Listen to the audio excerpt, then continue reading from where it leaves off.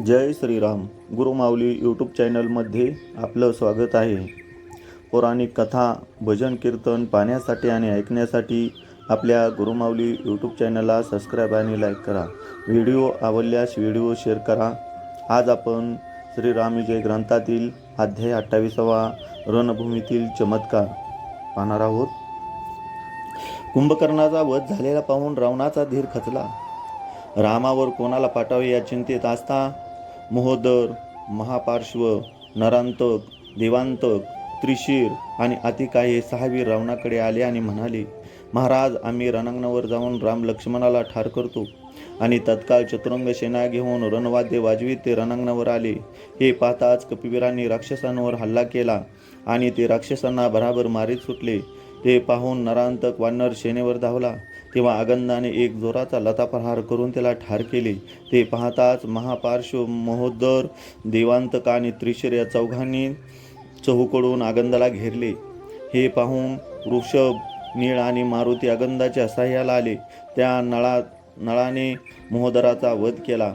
मारुतीने देवांतकाचा आणि त्रिशर यांचा अंत केला आणि वृषभाने महापार्श्वला यमसदनास पाठवले. शेवटी लक्ष्मणाने एक दिव्य बाण सोडून अतिकायाचा शिरच्छेद केला.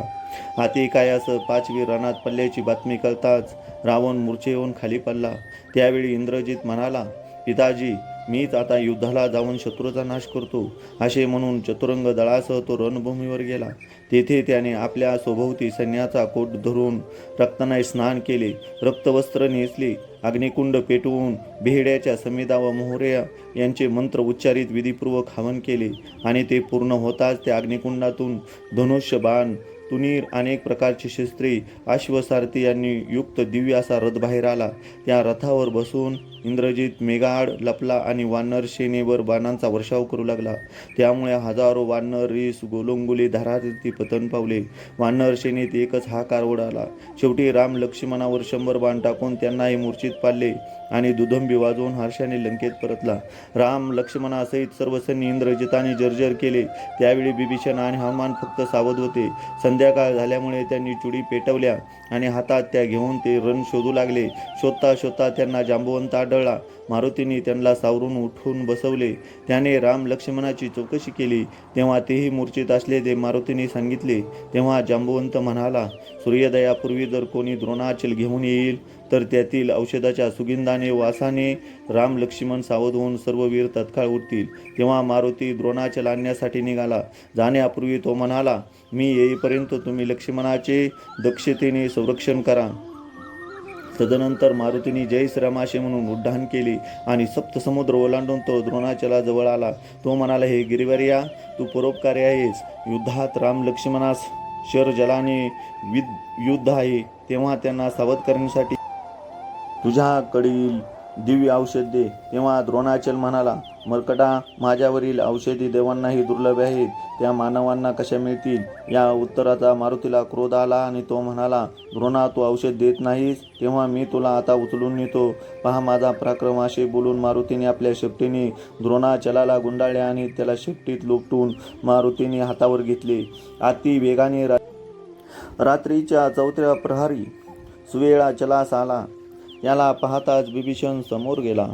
इतक्यात थंड वारा सुटला. त्यामुळे द्रोणाचलावरील औषधी वल्लीचा श्वास चहूदिशेने वाहू लागला. त्या सुवासाने राम लक्ष्मण, वानरवीर आणि सर्व वानर सैन्य सावध झाले. नंतर तो पर्वत मारुतीने जिथे होता तिथे नेऊन ठेवला. या मारुतीच्या अद्भुत कामगिरीमुळे श्रीरामाने त्या क्षेमालिंगन दिले. नंतर सर्व वानरांना सुग्रीवाने सांगितले, तुम्ही हातात चुडी घेऊन लंकेत जा आणि लंकेतील सर्व घरांना आगी लावा. त्याप्रमाणे वानरांनी लंकेतील घरांना आगी लावल्या. त्या आगीच्या वाऱ्याच्या साह्याने मग तेथे एकच अनर्थ उडाला. 10 दिशांना धुरांनी भरल्या. राक्षस भयाने सैरावैरा पळू लागले. ही बातमी रावणाला कळताच त्यांनी विरूपाक्ष, शोणिताक्ष, कुंभ, निकुंभ, जंग, प्रजंग व क्रोधन या 7 मुलांना वानर सैन्याच्या संहारार्थ पाठवले. कुंभ निकुंभाने पर्जन्यास्त्र सोडून अग्नी विझवला. उभय दळांचे मोठ्या निकाराचे युद्ध झाले. रावणाच्या त्या 7ही मुलांना वानर वीरांनी संहार केला. हे रावणाला कळताच त्याला फार दुःख झाले. तेव्हा खराक्ष, विशालाक्ष आणि मकराक्ष हे वीर पुढे आले. रावणाच्या आज्ञेने रणात येऊन वानरांवर बाणाचा मारा करू लागले. त्याच्या माऱ्यापुढे वानरांचे काही चालेना. तेव्हा रामाने 2 बाण सोडून त्यांचा अंत केला. ही बातमी कळताच इंद्रजित पुन्हा युद्धाला आला. त्यावेळी इंद्रजिताने होम हवन करून एक कृत्या निर्माण केली. तिला रथावर बसवली आणि तिच्या आडून तो राम लक्ष्मणावर बाण सोडू लागला. तेव्हा अंगिरास्त्र सोडून त्या कुत्तेचे भस्म कर असे वायूने रामास सांगितले. तक्षणीच रामाने बाणाच्या मुखावर अंगिरास्त्र स्थापून तो बाण त्या कृत्येवर सोडला. त्या बाणाने कृत्येचे भस्म झाले. तेव्हा इंद्रजित रथातून उतरून युद्ध करू लागला. पण सध्या समय होऊन युद्धवेळ संपल्याने तो लंकेत परतला.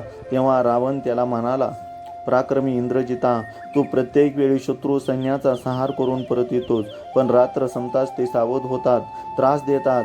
यावर काहीतरी तोडगा काढो. राम लक्ष्मणाचा वध कर. हे ऐकून इंद्रजित म्हणाला, पिताश्री, उद्या राम लक्ष्मणाचा युद्धात वध करीन तर मी तुम्हाला तोंड दाखवीन, नाहीतर मी माझे तोंड तुम्हाला दाखवणार नाही. हीच माझी प्रतिज्ञा आहे. याप्रमाणे श्री रामविजय ग्रंथातील 28वे पुष्प या ठिकाणी समाप्त होत आहे. जय श्रीराम.